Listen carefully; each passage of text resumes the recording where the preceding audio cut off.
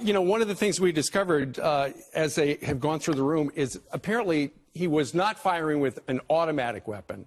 As it turns out, he had semi-automatic weapons that were, he had bought something online or through a retailer called a bump stock.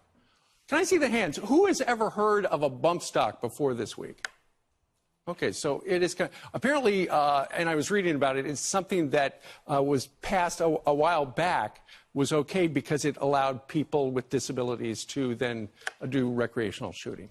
Who thinks it's time to have the debate in this country about changing laws regarding things like bump stocks?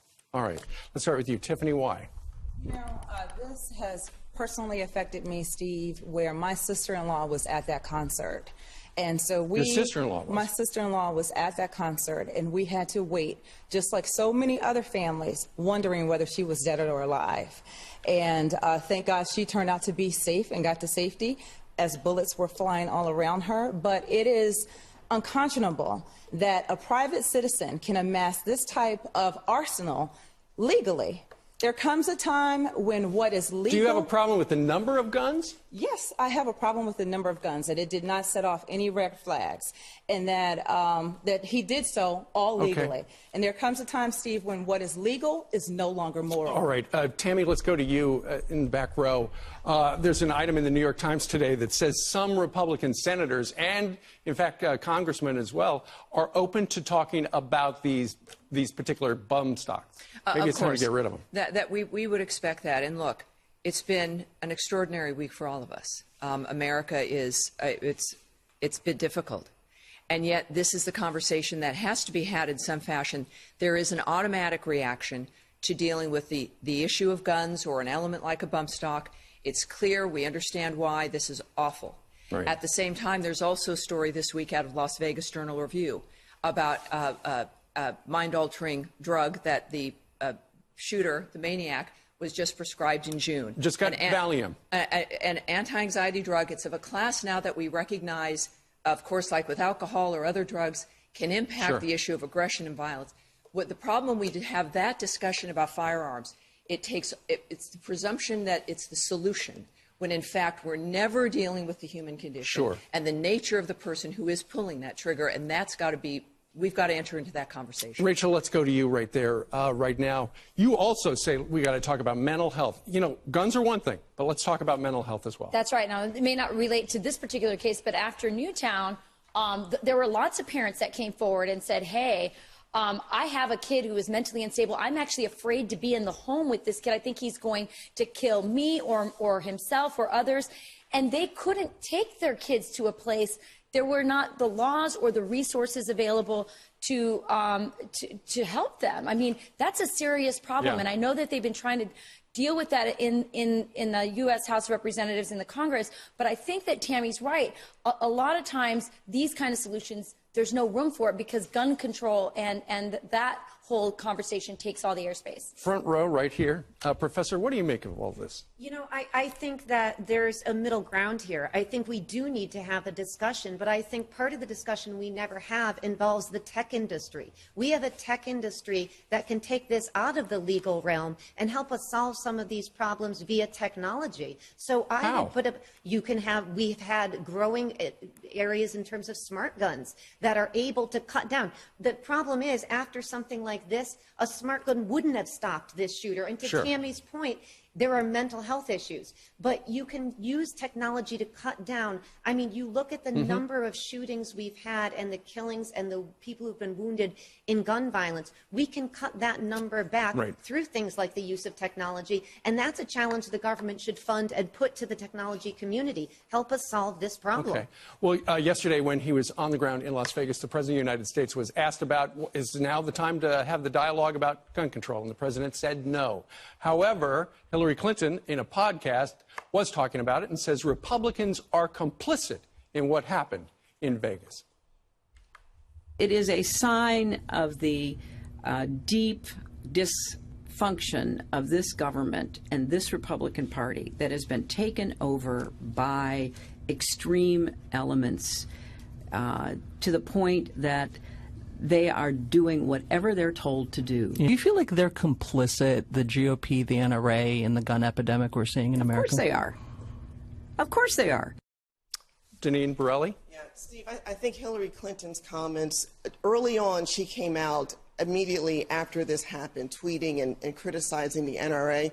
I find her comments outrageous and disgusting. She wasn't even talking about the individuals, the victims who were harmed, who were killed. And listen, I don't recall her running on gun control when she was running for office. And not only that, under former President Obama, where was the outrage for gun control then? They could have moved in and done something. Do you see this as an opportunity by some on the political left to grab guns? Absolutely. It's a total gun grab. And listen, my heart, my thoughts and prayers with all of the victims, anyone that is affected by this, your family as well. But listen, I see this as any time that something like this happens, that the left comes out and tries to push their gun grab agenda, and it's the wrong agenda. All right. Rebecca Grant? Well, President Trump is right. This is a week to mourn and to reflect, and we all need to keep that in mind. Going forward, you know, personally, I cannot understand why he had those guns. I have no use for some of that stuff. But it's going to take. Do you have a problem with the number of guns he had? Oh, sure, I do. Doesn't everyone have a problem with that? But we can't look to that as the only answer. If it's not guns, maybe it'll be drones in the future. All right. We see France with strict laws, and it hasn't helped them. Kelly McCann, welcome back. We haven't seen you in a while. Marine vet, what is your perspective on this? I think that there's always buzzwords surrounding this whole issue. You know, I mean, if it wasn't bump stocks, it'd be bipods. If it wasn't bipods, it'd be bayonet lugs. If it wasn't bayonet lugs, it'd be flash hiders. This is an emotional issue, right? And there's something that has got to be done, obviously.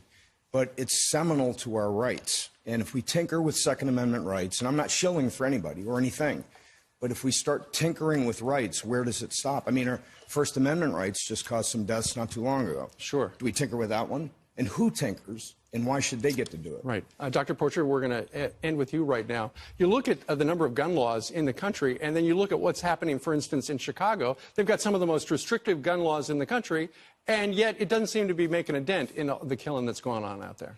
Absolutely. There's been no empirical data that supported a precipitous drop in crime in relation to gun control. When we look at countries like England and Germany, for that matter, they've tried it and it hasn't worked. Let's take in consideration the ninth wheeling suspect on a London bridge. Right. Had there been a gun owner, a licensed gun owner on that bridge, that attack would have been thwarted. When we look at what happened in Tennessee just 2 weeks ago, there was a licensed gun owner that was able to counter and neutralize that suspect in that church. Before we go, can I see the hands? Does anybody know of one gun law they could write that would have prevented what happened on Sunday night? Okay, we're going to end it right there then. All right. I'm still not understanding the difference between operational and training. My understanding is fiscal year 2012, Homeland Security had 88 million rounds of ammunition that was used for training. 27 million rounds was for operations. Who can explain what the difference is? I'll take the question, Mr. Chairman. Operational ammunition is ammunition that is loaded into magazines and maintained ready for duty use should an officer be called on an assignment. That would be operational, to include ammunition that is expended if a situation. So how many times, for instance, the Homeland Security last year have to actually shoot and fire a weapon? In terms of on actual duty? Yeah. I can tell you what ICE had to do. I can't tell you the. Go ahead. ICE, how many rounds? ICE had 15 shooting incidents last year.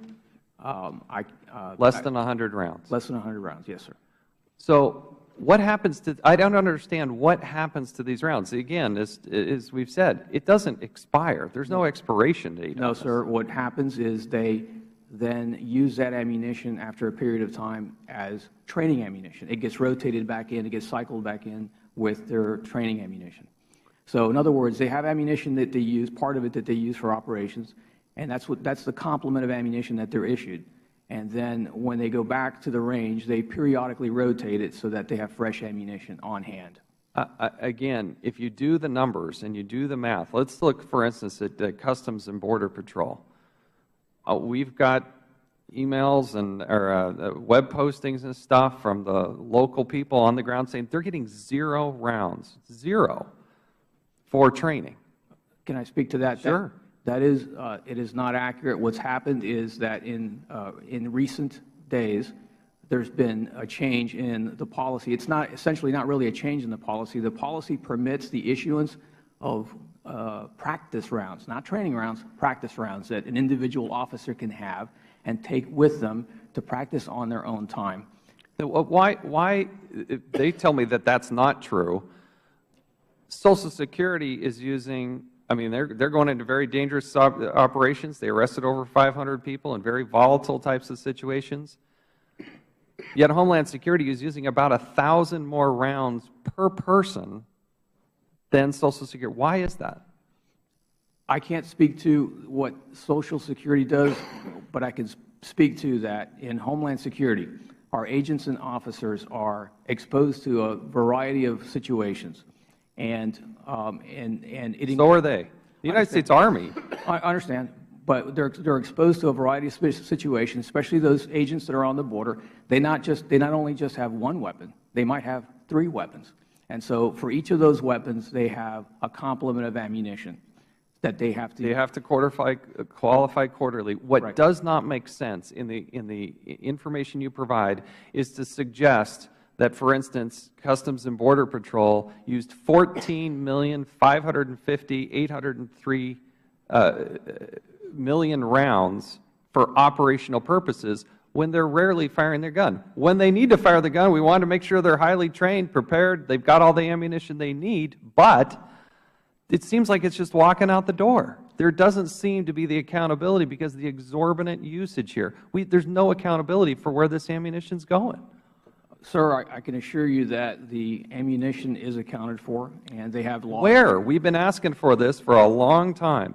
And Dr. Nayak, how can are you telling me that the Associated Press, the USA Today, Investors Business Daily, and the briefer who came to our offices and shared the information, that you don't have the ability and you don't have a purchase order open to be able to purchase up to $1 billion+ rounds over the next 5 years? Yeah, that's exactly what I'm saying. I'm telling you, that is not what the briefer came and told us. That is not what the documents say. Then it wasn't accurate. I believe. So what is the right amount? I believe. What is the amount? Yeah, I believe, Mr. Chairman, the contract, there are several contracts for ammunition. There's lots of different ammunition, lots of suppliers. Yes. What is the grand total of ammunition that you have the ability to purchase over the next 5 years? So I appreciate the question.